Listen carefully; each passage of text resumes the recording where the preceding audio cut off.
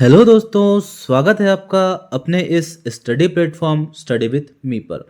आज दोस्तों हम करने वाले हैं आरआरबी एनटीपीसी के विगत वर्षों में जो भी साइंस के प्रश्न आपसे पूछे गए हैं दोस्तों, वह हम कवर करने वाले हैं। आज की वीडियो में दोस्तों मैं आपके लिए टॉप 50 साइंस के क्वेश्चन लेके आया हूं जो आपके आरआरबी एनटीपीसी की दृष्टि से बहुत ही ज़्यादा उपयोगी साबित होने वाले हैं। तो आपको वीडियो में अंत तक बने रहना है दोस्तों। और जो भी विद्यार्थी हमारे इस प्लेटफॉर्म पर पहली बार विजिट कर रहा है वह प्लीज़ चैनल को सब्सक्राइब करना ना भूले, जिससे और भी उपयोगी वीडियो की नोटिफिकेशन आप सभी तक पहुंच सके। तो आइए स्टार्ट करेंगे हम आज का ये सेशन।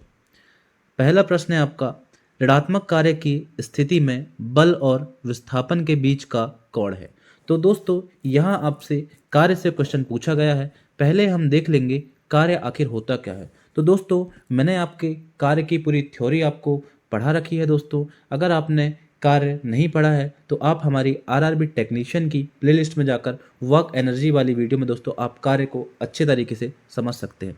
हम दोस्तों यहाँ शॉर्ट में समझेंगे। कार्य जो होता है दोस्तों बल गुणित विस्थापन। क्या होता है दोस्तों? बल गुणित विस्थापन। अगर हम कार्य का फॉर्मूला देखें तो वह होता है दोस्तों वर्क बराबर F into D cos theta. क्या होता है दोस्तों? F into D cos theta. यह होता है हमारा कार्य। और कार्य दोस्तों, कार्य का मान हो जाता है, कार्य का जो मात्रक होता है वह होता है हमारा क्या? जूल। क्या होता है दोस्तों? कार्य का मात्रक क्या होता है? कार्य का मात्रक होता है जूल। मैंने आपको कार्य में पढ़ाया था दोस्तों कार्य की प्रकृति के बारे में, जिसमें हमने पढ़ा था धनात्मक कार्य, ऋणात्मक कार्य और क्या दोस्तों? शून्य कार्य। क्या पढ़ा था दोस्तों हमने? धनात्मक कार्य, ऋणात्मक कार्य और शून्य कार्य। तो दोस्तों यहाँ आपसे पूछा गया है ऋणात्मक कार्य में बल और विस्थापन के बीच का कोण, तो वह होता है दोस्तों हमारा कितना? ऋणात्मक कार्य की अगर हम बात करते हैं तो वह होता है दोस्तों हमारा, अगर थीटा की बात करें तो वह हमारा 90 से अधिक और 180 से कम होता है। कितना दोस्तों? 180 के बराबर या फिर 180 से कम होता है। तो यहाँ अगर हम ऑप्शन बेस जाते हैं दोस्तों तो हमारा option number D is the correct answer. क्या हो जाएगा? 180 डिग्री हमारा राइट आंसर होने वाला है। अगर आपसे पूछा जाता दोस्तों धनात्मक कार्य के बारे में, तो धनात्मक कार्य में जो थीटा का मान होता है दोस्तों वह होता है हमारा कितना? 0। यहाँ दोस्तों यहाँ हो जाएगा आपका 0 डिग्री के बराबर या फिर 0 से ज़्यादा, और यहाँ हो जाएगा दोस्तों आपका 90। 0 और 90 के बीच में आपका धनात्मक कार्य होता है दोस्तों। अभी आपसे पूछा गया था ऋणात्मक कार्य के बारे में, तो वह हो जाएगा हमारा कितना? 180। विद्युत बल्ब का फिलामेंट होता है। तो दोस्तों यह बहुत ही इजी क्वेश्चन है, लेकिन दोस्तों यह आपके प्रीवियस ईयर में पूछा गया क्वेश्चन है, तो हम इसे भी करेंगे। विद्युत बल्ब का फिलामेंट जो होता है दोस्तों वह आपका टंगस्टन का बना होता है। किसका? टंगस्टन का। जब एक गर्म बिजली का बल्ब चमकता है, दोस्तों आपसे पूछा जा रहा है कि जब एक गर्म बिजली का बल्ब चमकता है वह किस कारण से चमकता है। ऑप्शन ए है आपका विद्युत ऊर्जा पूरी तरह से प्रकाश ऊर्जा में परिवर्तित हो जाती है।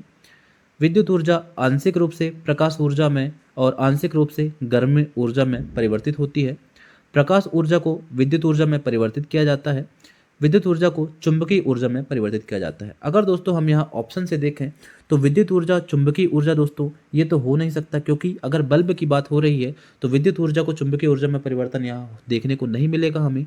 अगला है प्रकाश ऊर्जा को विद्युत ऊर्जा। तो दोस्तों हमने देखा है कि जो विद्युत बल्ब होता है वह विद्युत ऊर्जा को प्रकाश ऊर्जा में कन्वर्ट करने का काम करता है, ना ही प्रकाश ऊर्जा को विद्युत ऊर्जा में परिवर्तित करने का। तो ऑप्शन सी भी हमारा रॉन्ग हो जाएगा दोस्तों। अब हमारे पास ऑप्शन ए और बी बचे हैं।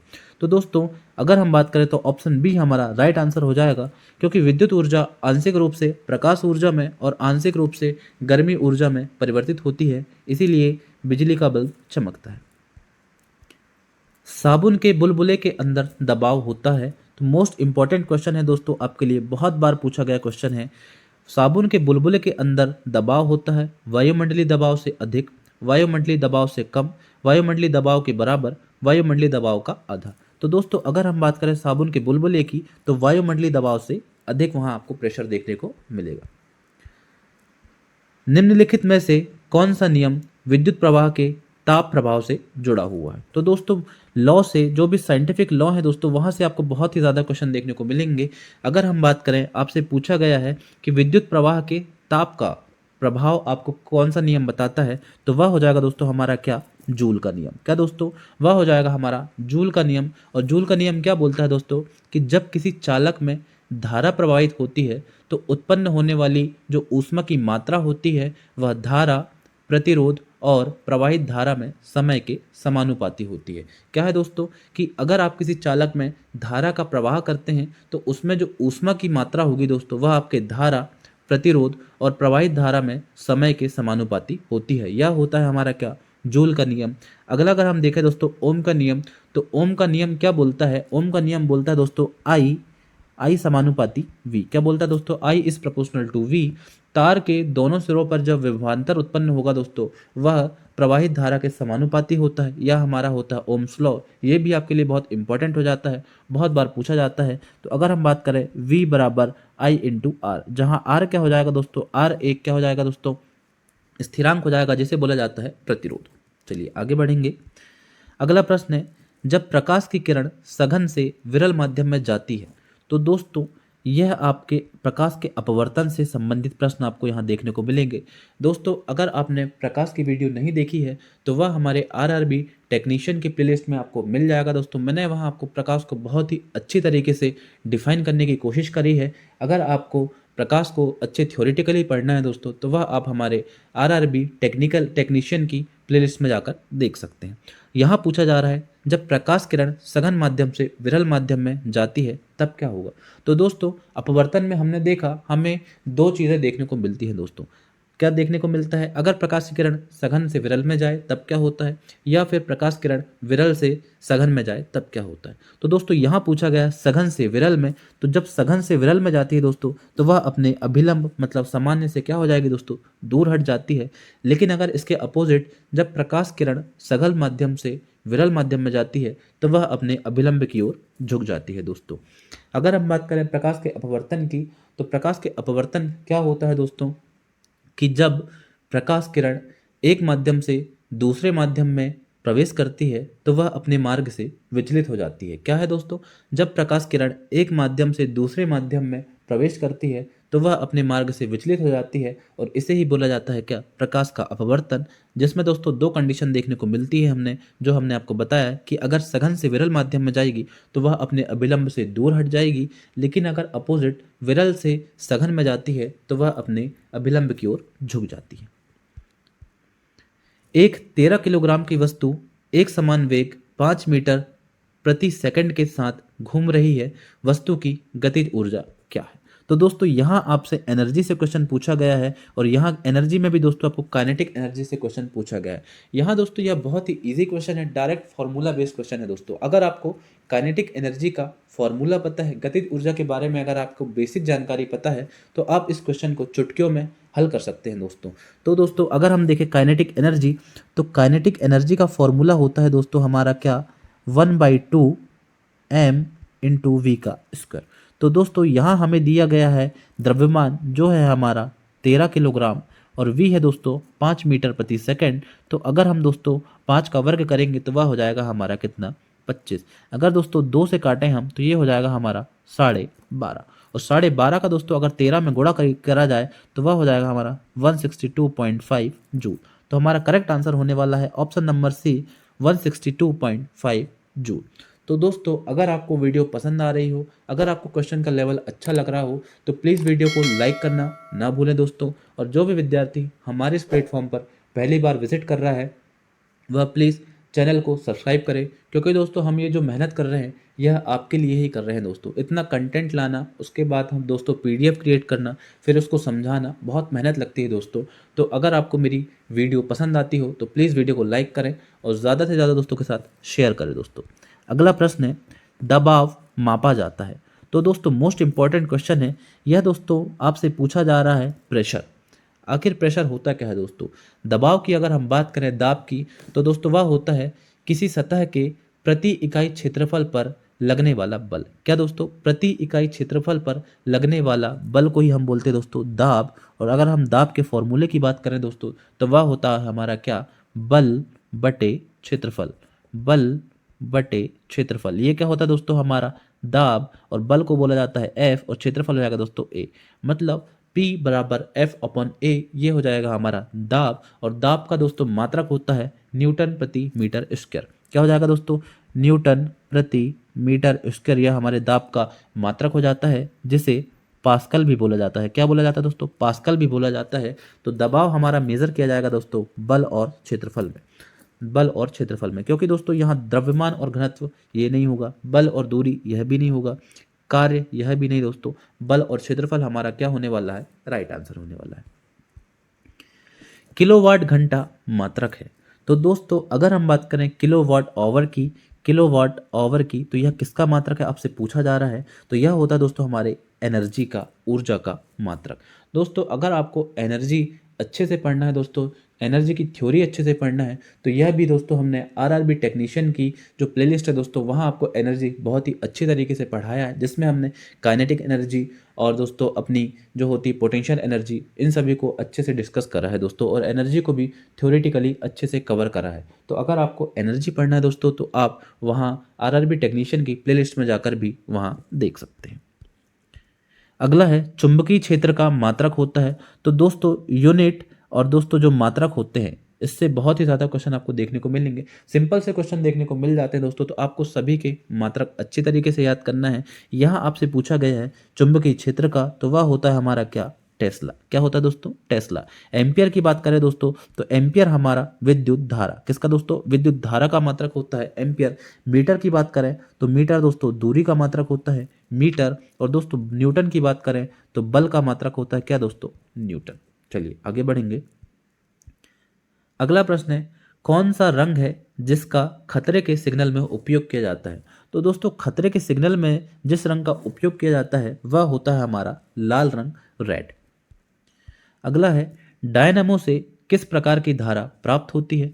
तो दोस्तों अगर हम बात करें डायनामो की, तो डायनामो एक प्रकार का क्या है दोस्तों? जनरेटर है। क्या क्या हो जाता है दोस्तों? डायनामो एक प्रकार का जनरेटर हो जाता है, जो आपके मैकेनिकल एनर्जी मतलब यांत्रिक ऊर्जा को विद्युत ऊर्जा में परिवर्तित करने का काम करता है। ये जो मैंने अभी आपको बताया दोस्तों, यह आपके लिए बहुत इंपॉर्टेंट है।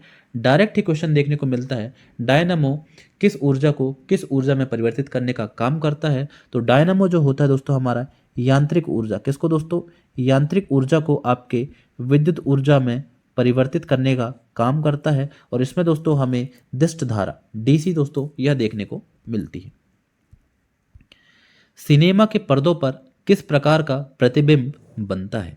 तो दोस्तों अगर हम बात करें सिनेमा के पर्दों पर, तो ऐसे प्रतिबिंब जिन्हें पर्दों पर उतारा जा सकता है दोस्तों, वह होते हैं हमारे क्या? वास्तविक प्रतिबिंब। क्या होता है दोस्तों? वास्तविक प्रतिबिंब। अगर हम बात करें दोस्तों, जो आप मिरर में अपना फेस देखते हो, तो दोस्तों जो आप मिरर में फेस देखते हो, यह आपका कैसा प्रतिबिंब होता है? आभासी प्रतिबिंब होता है। लेकिन जिन प्रतिबिंब को आप पर्दे पर उतार सकें, उन्हें क्या बोला जाता है दोस्तों? वास्तविक प्रतिबिंब। और हमारा आंसर हो जाएगा ऑप्शन नंबर बी। अगला है व्यावसायिक मोटरों में किस प्रकार के चुंबक का उपयोग होता है? तो व्यावसायिक जो मोटर होती है दोस्तों, उनमें आपको विद्युत चुंबक देखने को मिलेंगे।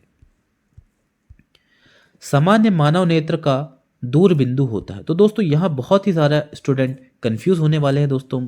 हमें पता है सब लोग ऑप्शन ए के साथ जाने वाले हैं, लेकिन क्वेश्चन क्या पूछा गया है? क्वेश्चन पूछा गया है सामान्य मानव नेत्र का दूर बिंदु, दूर बिंदु पूछा गया है दोस्तों। आपको मिनिमम बिंदु नहीं पूछा गया है, आपसे स्वस्थ नेत्र की मिनिमम बिंदु नहीं पूछा गया, आपसे दूर बिंदु पूछा गया है। और दूर बिंदु होता है हमारा क्या? अनंत। क्या होता है दोस्तों? अनंत। विद्युत चुंबकीय प्रेरण की खोज किसने करी? तो दोस्तों विज्ञान और उसके आविष्कार, विज्ञान उसके आविष्कार और आविष्कारक से बहुत ही ज़्यादा क्वेश्चन देखने को मिलते हैं दोस्तों। तो एक हम सेपरेट वीडियो लाएंगे जिसमें हम आविष्कार और आविष्कारक के बारे में दोस्तों बहुत ही अच्छी तरीके से पढ़ने वाले हैं। तो यहाँ आपसे पूछा गया है विद्युत चुंबकीय प्रेरण की खोज, और वह की है दोस्तों हमारे किसने? फैराडे ने। किसने दोस्तों? फैराडे ने। अगला क्वेश्चन है विद्युत चुंबक बनाने के लिए प्रायः किस पदार्थ के छड़ का उपयोग होता है? दोस्तों मोस्ट इंपॉर्टेंट क्वेश्चन है, आपसे पूछा गया है विद्युत चुंबक बनाने के लिए किस पदार्थ का उपयोग किया जाता है? तो आपका आंसर होने वाला है ऑप्शन नंबर बी, नर्म लोहे का। WBC का जीवन काल कितना होता है? आपसे पूछा गया है WBC का जीवन काल। तो WBC का जो जीवन काल है दोस्तों, अगर हम ऑप्शन बेस जाएं तो वह होगा हमारा 2 से 15 दिन। मिनिमम दोस्तों आपको 3 से 5 दिन, 2 से 7 दिन, ऐसे ऑप्शन आपको देखने को मिलते हैं। यहाँ हम ऑप्शन बेस जाएं दोस्तों तो 2 से 15 दिन आपका सही आंसर होगा। RBC दोस्तों, RBC का जीवन काल 120 डेज का आपको देखने को मिलेगा, लेकिन WBC का लगभग 3 से 5 दिन और लगभग 1 वीक समथिंग WBC का जीवन काल देखने को आपको मिलता है। ओजोन परत मिलती है। दोस्तों ओजोन परत आपसे पूछा गया है कि ओजोन परत आपको कहाँ देखने को मिलेगी, थर्मोस्फेयर में, स्ट्रेटोस्फेयर में, ट्रोपोस्फेयर में या फिर मेजोस्फेयर में। तो अगर हम बात करें ओजोन परत की, तो ओजोन परत हमें स्ट्रेटोस्फेयर में देखने को मिलती है। दोस्तों ओजोन परत जो होती है दोस्तों हमारे सूर्य से आने वाली घातक पराबैंगनी, कौन सी दोस्तों, पराबैंगनी अल्ट्रा वायलेट जो रेस होती है दोस्तों, उससे हमारी रक्षा करती है, पराबैंगनी किरणों को रोकती है। दोस्तों पराबैंगनी किरणें दोस्तों बहुत ही ज़्यादा हानिकारक होती हैं। अगर ओजोन परत ना हो, तो अगर पराबैंगनी किरणें डायरेक्ट हमारे पृथ्वी पर आ जाए दोस्तों, तो स्किन का कैंसर होने की संभावना बढ़ जाती है। दोस्तों स्किन का कैंसर हो जाता है। तो दोस्तों जो हमारी ओजोन परत रहती है वह आपके पराबैंगनी विकिरणों को रोकने का काम करती है, जो हमारे स्ट्रेटोस्फीयर में पाई जाती है। निम्न में से किस में उद्यान कृषि का अध्ययन किया जाता है? तो दोस्तों विज्ञान और उसकी शाखाएं, मैंने आपको पहले भी बताया जब मैं आरआरबी टेक्नीशियन की क्लासेस पढ़ा रहा था दोस्तों, तो जब मैंने बताया था कि विज्ञान और उसकी शाखाएं से आपको बहुत ही ज़्यादा क्वेश्चन देखने को मिलते हैं। आरआरबी की किसी भी परीक्षाओं में आप देख लो दोस्तों, या फिर कोई भी प्रतियोगी परीक्षा हो, उसमें आपको यह ज़रूरी देखने को मिलेगा विज्ञान और उसकी शाखाएं से प्रश्न आपसे पूछा गया है उद्यान कृषि के बारे में। उद्यान कृषि का अध्ययन क्या कहलाता है? तो वह हो जाएगा दोस्तों हमारा क्या, हर्टिकल्चर। क्या दोस्तों, हर्टिकल्चर। अगला है ऊर्जा का नवीकरणीय स्रोत। तो दोस्तों ऊर्जा का नवीकरणीय स्रोत और गैर नवीकरणीय स्रोत, यहाँ से आपको क्वेश्चन दिखेंगे, एनवायरमेंट से क्वेश्चन देखने को मिलते हैं दोस्तों। तो अगर हम बात करें जो नवीकरणीय स्रोत है वह हो जाएगा हमारा क्या, प्लांट्स, पौधे। हवा में सर्वाधिक मात्रा में पाई जाने वाली गैस। तो दोस्तों एटमॉस्फेयर में सबसे ज़्यादा मात्रा में जो गैस पाई जाती है वह होती है हमारी क्या, नाइट्रोजन, जो लगभग आपके 78% आपको देखने को मिलेगी दोस्तों। अगर हम बात करें ऑक्सीजन की, तो वह आपको 21 समथिंग, कितना दोस्तों, 20.90 समथिंग आपको देखने को मिलता है दोस्तों, लगभग 21% बोला जाता है। तो सबसे ज़्यादा मात्रा में जो पाई जाती है वह होती है हमारी क्या, नाइट्रोजन। अगला है निम्नलिखित में से किसका वेग अधिकतम होता है? दोस्तों आपसे पूछा गया है सर्वाधिक चाल किसकी है, हवा की, जलधारा की, ध्वनि की या फिर प्रकाश की? तो बात की जाए दोस्तों, सबसे ज़्यादा जो वेग होता है वह होता है हमारा किसका, प्रकाश का। पल्स पोलियो कार्यक्रम का उद्देश्य है। दोस्तों आपसे पूछा गया है पल्स पोलियो कार्यक्रम का उद्देश्य क्या है?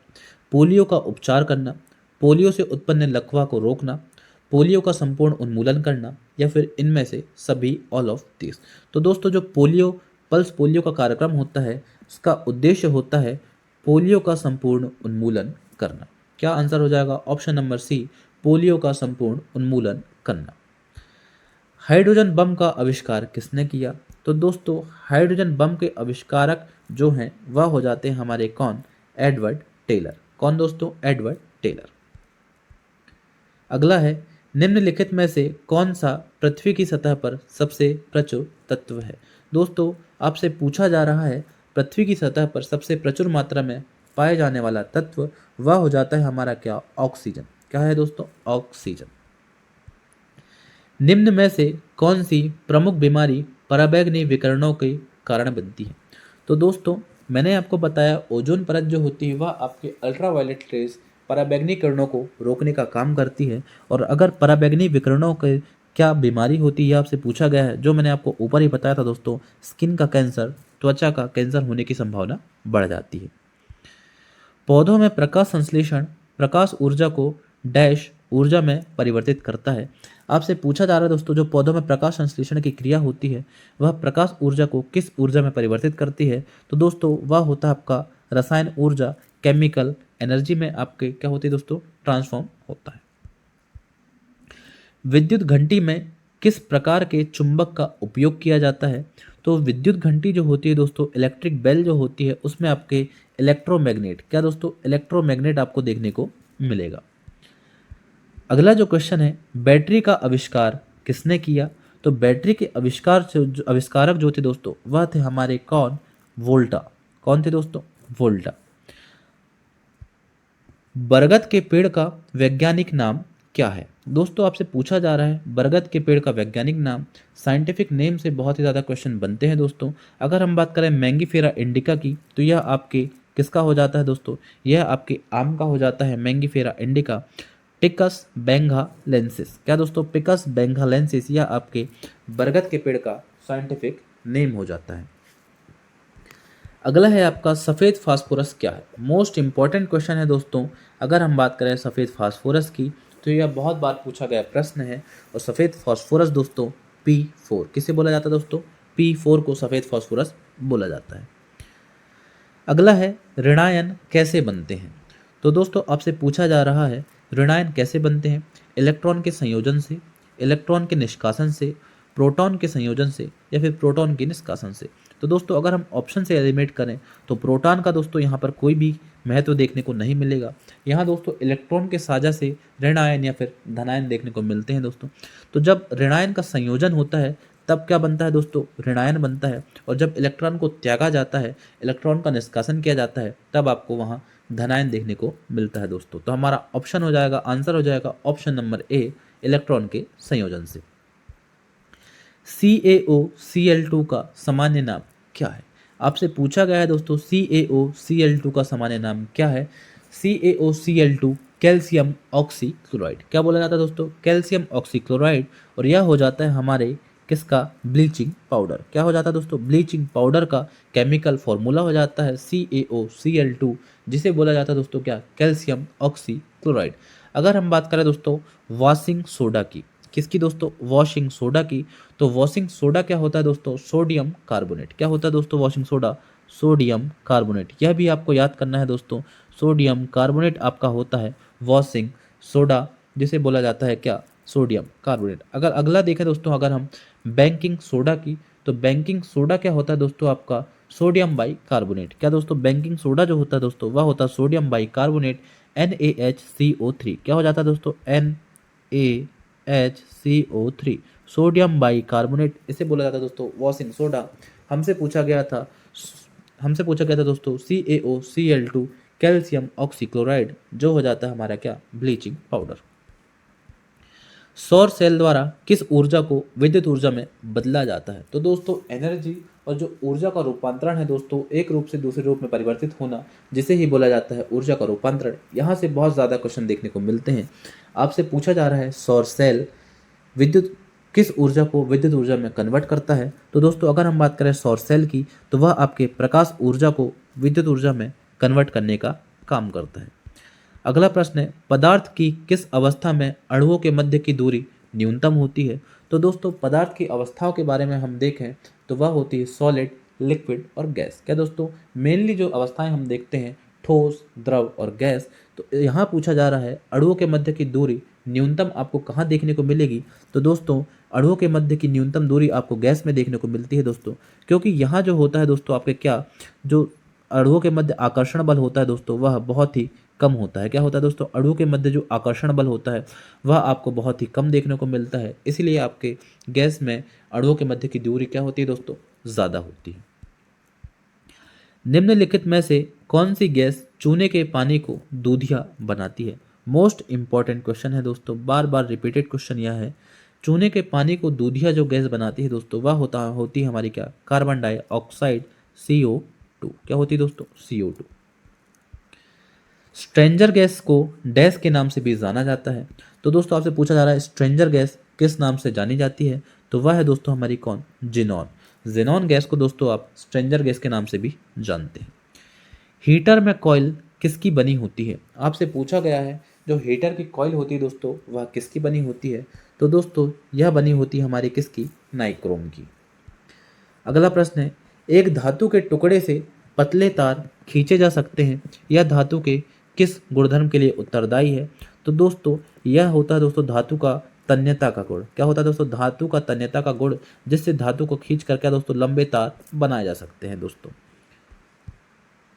अगला प्रश्न है जंग लगने से बचाने के लिए लोहे पर एक सुरक्षात्मक जस्ता लेप किस प्रक्रिया में लगाया जाता है।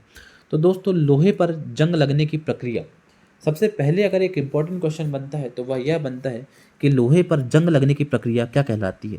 तो वह कहलाती है दोस्तों हमारी क्या, संक्षारण। क्या कहलाती है दोस्तों, संक्षारण। तो दोस्तों जब लोहा दोस्तों Fe आयरन दोस्तों आपके ऑक्सीजन और जल के साथ क्रिया करता है तब क्या हो जाता है दोस्तों, तब आपका जंग लगता है, जिसे बोला जाता है Fe2O3। Fe2O3 जिसे फेरिक ऑक्साइड बोला जाता है दोस्तों, इसे बोला जाता है लोहे पर जंग लगना, और इससे बचाने के लिए दोस्तों आप उस पर जस्ते की एक परत लगा देते हो दोस्तों, उसे बोला जाता है क्या, गैल्वेनाइजेशन। क्या बोला जाता है दोस्तों, गैल्वेनाइजेशन। अगला प्रश्न है, निम्नलिखित में से किस श्रेणी में तत्वों को उनकी बढ़ती परमाणु संख्या के क्रम में व्यवस्थित किया जाता है? तो दोस्तों आपसे पूछा जा रहा है बढ़ते हुए परमाणु संख्या। तो दोस्तों जो बढ़ते हुए परमाणु संख्या के अनुसार व्यवस्थित किया गया है वह है हमारी कौन सी, आधुनिक आवर्त सारणी। आधुनिक आवर्त सारणी जिसे हमारे हेनरी मोसले साहब ने बनाई है दोस्तों। अगर हम बात करें मेंडलीव की आवर्त सारणी, ऑकलैंड्स के अष्टक नियम या फिर डोबेराइनर का ट्रायड्स, तो इन सभी ने दोस्तों किस पर कार्य करा है, इन सभी ने बढ़ते हुए परमाणु भार के अनुसार अपना व्यवस्थित किया है दोस्तों। लेकिन जो आधुनिक आवर्त सारणी है दोस्तों यह हमारी परमाणु संख्या, बढ़ते हुए परमाणु संख्या के अनुसार व्यवस्थित की गई है। हैलोजन संबंधित हैं। तो दोस्तों आपसे आवर्त सारणी से क्वेश्चन पूछा गया है, हैलोजन संबंधित है, तो हैलोजन दोस्तों आपके ग्रुप 17 के जो समूह 17 के तत्व होते हैं दोस्तों उसे बोला जाता है क्या, हैलोजन, जिसमें पाया जाता है दोस्तों क्या, फ्लोरीन, क्लोरीन, ब्रोमीन, आयोडीन और एस्टाटीन। तो दोस्तों क्या पाया जाता है, fluorine, fluorine, fluorine, chlorine, fluorine, chlorine, bromine, iodine और एस्टाटीन। तो दोस्तों इसे आप कैसे याद कर सकते हो, फिर कल बाहर आई आंटी। क्या हो जाएगा दोस्तों, फिर कल बाहर आई आंटी, फिर से फ्लोरीन, कल से क्लोरीन, बाहर से ब्रोमीन, आई से आयोडीन, आंटी से एस्टाटीन। तो आप इस प्रकार ग्रुप 17 के तत्वों को याद कर सकते हैं दोस्तों, और ग्रुप 17 के तत्वों को हैलोजन बोला जाता है। अगला है, उत्प्रेरक एक पदार्थ है जिसके माध्यम से रासायनिक प्रतिक्रियाओं की दर डैश हो जाती है, घटती है, बदलती है, बढ़ती है या फिर इनमें से कोई नहीं। तो दोस्तों उत्प्रेरक से क्या होता है, जो केमिकल रिएक्शन होता है दोस्तों उनकी दर क्या हो जाती है, आपकी बढ़ जाती है। तो उत्प्रेरक केमिकल रिएक्शन की दरों को बढ़ाने का काम करते हैं। नींबू के रस का पीएच मान लगभग होता है। तो दोस्तों नींबू के रस का लगभग पीएच मान होता है आपका कितना, 2.2। आप याद कर सकते हो दोस्तों, जैसे लगभग अगर हम बाजार जाते हैं तो हम नींबू कैसे लाते हैं दोस्तों, 2 या 3। कितना दोस्तों, 2 या 3। आप ऐसे भी याद कर सकते हैं 2 या 3 नींबू हम लेकर आते हैं, तो आप ऐसे ही याद कर सकते हो 2 या 3, तो पीएच मान हो जाएगा 2 से 3 के बीच लगभग 2.2 पीएच मान होता है दोस्तों। अगर मैं आपको पीएच मान के बारे में बताऊं दोस्तों, तो वह आपका 0 से लेकर 14 तक उसमें क्या होते हैं दोस्तों, नंबर्स होते हैं। 0 से लेकर 14 तक उसमें नंबर होते हैं दोस्तों, जिसमें आपका 7 जो होता है दोस्तों यह आपका उदासीन होता है। 7 जो होता है दोस्तों वह आपका उदासीन होता है। 7 के अगर आप नीचे जाते हो तो यहाँ एसिटिक, और 7 के ऊपर जाने पर दोस्तों आपका क्या हो जाता है, क्षारीय प्रकृति आपको देखने को मिलने लगती है।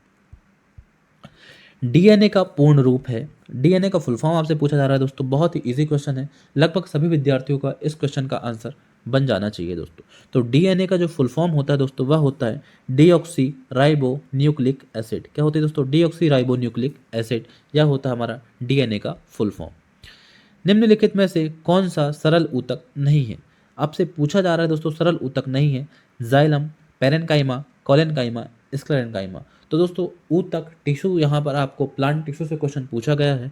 तो दोस्तों पेरेनकाइमा, कोलेनकाइमा, स्क्लेरेनकाइमा यह तीनों ही आपके सरल ऊतक की श्रेणी में आ जाते हैं, लेकिन जाइलम और प्लोएम आपके जटिल ऊतक में आते हैं दोस्तों। तो यहाँ आंसर हो जाएगा हमारा ऑप्शन नंबर ए, जाइलम। अगला प्रश्न है, निम्न में से कौन सा वायरस चेचक का कारण बनता है? तो दोस्तों बीमारियों जो ह्यूमन डिसीज़ है दोस्तों, यह भी मैंने आपको बहुत ही अच्छे तरीके से पढ़ाया है दोस्तों, जो हमारी आरआरबी टेक्नीशियन की प्लेलिस्ट में आपको देखने को मिल जाएगा। यहाँ आपसे पूछा गया है वायरस चेचक, आपसे चेचक के वायरस के बारे में पूछा गया है दोस्तों, वह हो जाएगा हमारा क्या, वेरियोला वायरस। क्या हो जाता है दोस्तों, वेरियोला वायरस। अगला प्रश्न है, निम्नलिखित में से कौन सा विटामिन बी कॉम्प्लेक्स का सदस्य नहीं है?